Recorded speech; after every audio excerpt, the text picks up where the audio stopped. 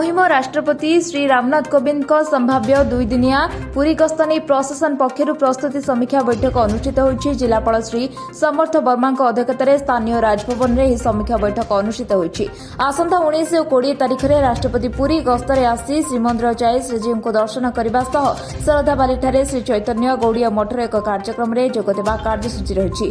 एनिमते अधिकारी मानक विभिन्न दायित्व प्रदान कर हेलीपैड श्रीमंदिर राजभवन एवं शरधाबाली को संयोग करुवा रास्ता मरामती और जांच निरवर्च्छिन्न विद्युत सेवा डाक्तरी दल आंबुलांस मुतयन आतिथ्यता आदि संपर्क में आलोचना होछि।